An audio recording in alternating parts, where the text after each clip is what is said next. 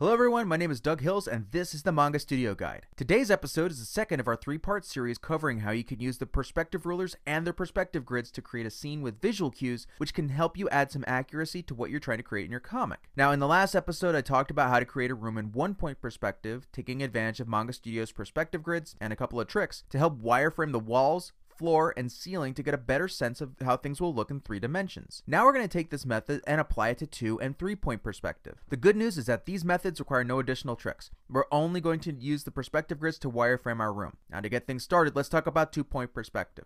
So this is the same room I made up in the 1-point perspective example last episode, except this time we're in 2-point perspective. Just like I did with the 1-point example, I sketched out the room first, focusing more on the look I wanted to create, and having the lines go approximately towards the vanishing points on the horizon. From here, I like to change the line color to something like the default blue layer color, maybe reduce the opacity a little bit, just get the scene ready for wireframing my room. Then I select the perspective ruler tool and start to lay down my guidelines. I place my guides along the upper and lower parts of the 2 walls, approximately matching what I sketched out. Then I switch to the object select tool, select the ruler, check the fix eye level checkbox to keep the horizon horizontal, and adjust the vanishing points. The next thing I need to do is adjust my horizon and set my center of vision for the scene, and I can do both of these things by working with the control points you see here on the horizon. Sometimes when vanishing points are laid out, the horizon may skew a little bit. Now to fix this, I hold down the shift key and I click and drag either of the horizon rotation points. Holding the shift key down keeps the rotation locked to 45-degree increments and makes it really easy to set back to horizontal. Once I flatten the horizon out, I click and drag this point to set the center of vision for the scene. If you're unfamiliar with the center of vision in the realm of perspective drawing, it's the point that your eyes focus on when looking straight ahead at the horizon. This control point on the perspective ruler serves as our center of vision, and for brevity's sake I'm just going to call this the CV point from here on. And where I place the CV point adjusts the view and level of distortion of the perspective grids in the scene. Now as you can see in this example, the placement of the CV point in the workspace adjusts how the blue grid looks on the canvas. As I move the CV point to the center of the canvas, the grid becomes less distorted. As I move it further away,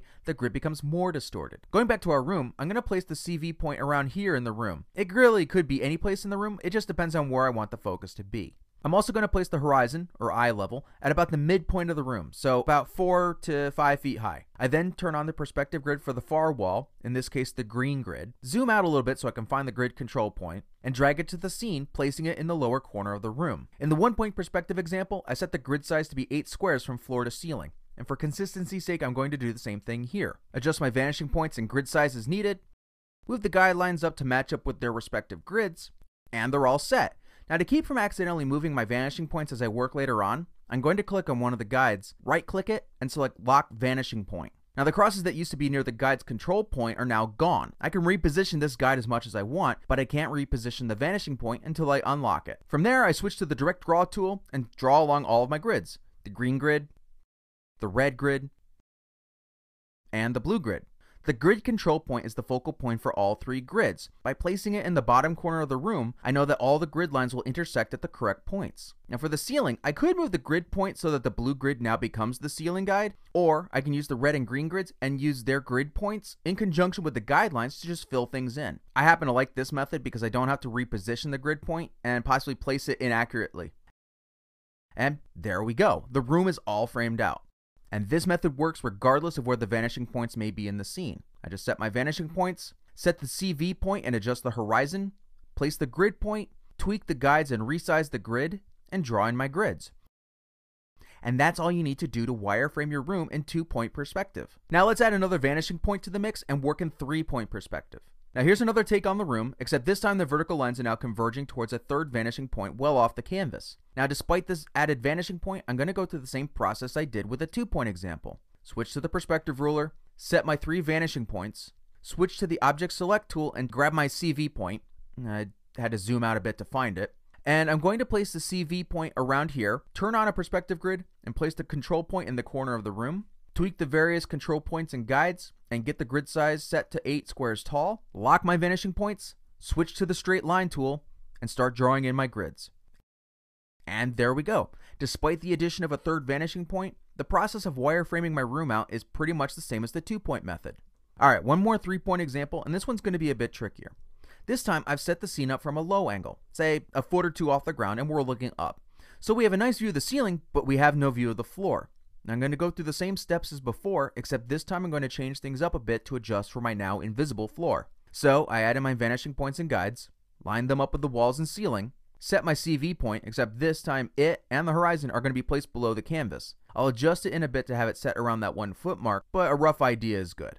Now I turn on one of my perspective grids, zoom out a bit, and I set my grid control point. Now I should note one thing about grids in 3-point perspective. Depending on the placement of the vanishing points on the workspace, the grids might not appear. To make them appear, simply adjust the placement of one or more of the vanishing points until the grid shows up. Now instead of the floor, I'm going to set the control point up here in the corner of the ceiling. Tweak my vanishing points and guidelines, and set the grid size to 8 squares tall from ceiling to floor. To note where the floor is, I'm going to take these lower guidelines and bring them down to the bottom of the 8th square here. Now, even though the floor isn't visible, I know where it is in relation to the rest of the room. Then I can move the CV point to about the 1 square mark, tweak things a bit, lock my vanishing points, and draw in my grids. And I'm done. The wireframe is set, and I have my visual cues needed to create the room. So as you can see, as daunting as it may seem to work in 2 or even 3-point perspective, getting your perspective ruler set so you can create visual cues like wireframing a room is fairly easy to do. It may take a few attempts here and there to get the hang of things, but once you get it down, you'll find yourself setting up a scene in no time. And that's going to wrap things up for this episode. On the next episode, I'll explain how all this prep work not only helps provide the depth perception I need to visualize the scene I'm working on, but also how these grids can help me properly place objects and people consistently and with the proper scale. So make sure to check that one out. This episode was brought to you by Patreon subscribers like the ones you see here, as well as this episode's featured patron, Paul McCall. Thanks, everybody. Would you like to help keep the Manga Studio Guide free for everybody forever? You can subscribe for as little as a penny per video through Patreon, or you can purchase books, page templates, rulers, or just throw some money in the tip jar through my online store. Thank you all very much for your support and for watching this video, and I'll see you next time.